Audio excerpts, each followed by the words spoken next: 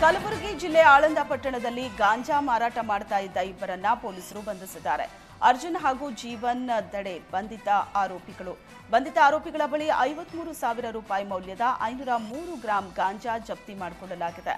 ಆಳಂದ ಪಟ್ಟಣದ ಎಪಿಎಂಸಿ ಆವರಣದಲ್ಲಿ ಗಾಂಜಾ ಮಾರಾಟ ಮಾಡ್ತಾ ಇದ್ದ ಪೊಲೀಸರ ಬಳಿ ರೆಡ್ ಹ್ಯಾಂಡ್ ಆಗಿ ಆರೋಪಿಗಳು ಸಿಕ್ಕಿಬಿದ್ದಿದ್ದಾರೆ.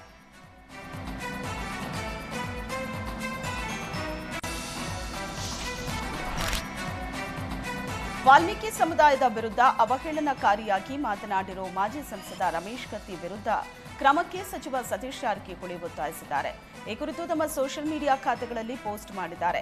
ವಾಲ್ಮೀಕಿ ಬೇಡರ ಸಮುದಾಯದ ಕುರಿತು ರಮೇಶ್ ಕತ್ತಿ ಅವಹೇಳನಕಾರಿ ಹೇಳಿಕೆ ನೀಡಿದ್ದು ಸಾಮಾಜಿಕ ಜಾಲತಾಣದಲ್ಲಿ ವೈರಲ್ ಆಗಿದೆ. ಅಲ್ಲದೆ ಮೇಲ್ನೋಟಕ್ಕೆ ಅದು ನಿಜ ಅನ್ನೋದು ಸ್ಪಷ್ಟವಾಗಿದೆ.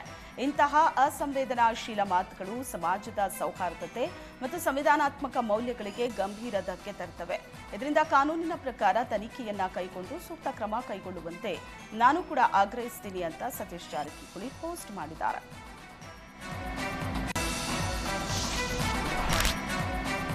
ಒಂದು ವಾರದಲ್ಲಿ ಬೆಂಗಳೂರಿನ ಎಲ್ಲಾ ರಸ್ತೆ ಗುಂಡಿಗಳನ್ನು ಮುಚ್ಚುವಂತೆ ಸಿಎಂ ಸಿದ್ದರಾಮಯ್ಯ ಸೂಚಿಸಿದ್ದಾರೆ. ಗಾಂಧಿನಗರ ವಿಧಾನಸಭಾ ಕ್ಷೇತ್ರದಲ್ಲಿ ವೈಟ್ ಟ್ಯಾಪಿಂಗ್ ಕಾಮಗಾರಿಗೆ ಚಾಲನೆ ನೀಡಿದ ಸಿಎಂ ಬಳಿಕ ವೇದಿಕೆ ಭಾಷಣದಲ್ಲೇ ವಾರದೊಳಗೆ ರಸ್ತೆ ಗುಂಡಿ ಮುಚ್ಚುವಂತೆ ಅಧಿಕಾರಿಗಳಿಗೆ ಸೂಚಿಸಿದರು. ಗ್ರೇಟರ್ ಬೆಂಗಳೂರು ಮುಖ್ಯ ಆಯುಕ್ತ ಮಹೇಶ್ವರ್ಗೆ ರಸ್ತೆ ಗುಂಡಿ ಮುಚ್ಚುವಂತೆ ಸಿಎಂ ಸಿದ್ದರಾಮಯ್ಯ ಹೇಳಿದರು. ಮಳೆ ಬಂದಾಗ ಗುಂಡಿ ಮುಚ್ಚೋದಕ್ಕೆ ಸ್ವಲ್ಪ ಕಷ್ಟ ಆಗುತ್ತೆ, ಆದರೂ ಒಂದು ವಾರದ ಒಳಗೆ ರಸ್ತೆ ಗುಂಡಿ ಮುಚ್ಚಲು ಹೇಳಿರುವುದಾಗಿ ಸಿಎಂ ಹೇಳಿದರು. ಬೆಂಗಳೂರಿನಲ್ಲಿ ಫುಡ್ ಡೆಲಿವರಿ ಬಾಯ್ಗಳನ್ನ ಟಾರ್ಗೆಟ್ ಮಾಡಿ ರಾಬರಿ ಮಾಡ್ತಾ ಇದ್ದ ನೇಪಾಳಿ ಗ್ಯಾಂಗ್ ಅನ್ನ ಅರೆಸ್ಟ್ ಮಾಡಲಾಗಿದೆ.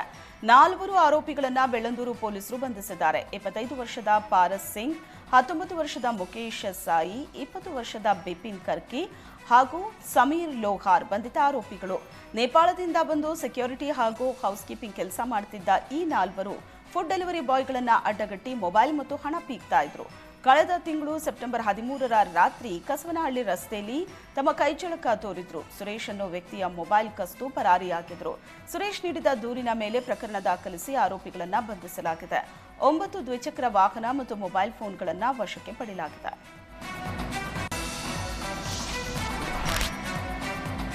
ಪೊಲೀಸ್ ಅಧಿಕಾರಿಗಳು ಹಾಗೂ ಸಿಬ್ಬಂದಿಯ ಮಕ್ಕಳ ಜೊತೆ ಬೆಂಗಳೂರು ಪೊಲೀಸ್ ಕಮಿಷನರ್ ಸೀಮಂತ್ ಕುಮಾರ್ ಸಿಂಗ್ ದೀಪಾವಳಿ ಆಚರಿಸಿದ್ದಾರೆ. ಚಾಮರಾಜಪೇಟೆ ಸಿಎಆರ್ ಗ್ರೌಂಡ್ನಲ್ಲಿ ದೀಪಾವಳಿ ಆಚರಣೆ ನಡೆಸಲಾಯಿತು. ಸ್ವತಃ ಮಕ್ಕಳಿಗೆ ಸಿಹಿ ತಿನ್ನಿಸಿದ ಸೀಮಂತ್ ಕುಮಾರ್ ಸಿಂಗ್ ಮಕ್ಕಳ ಜೊತೆ ಪಟಾಕಿ ಸಿಡಿಸಿ ಸಂಭ್ರಮಿಸಿದರು.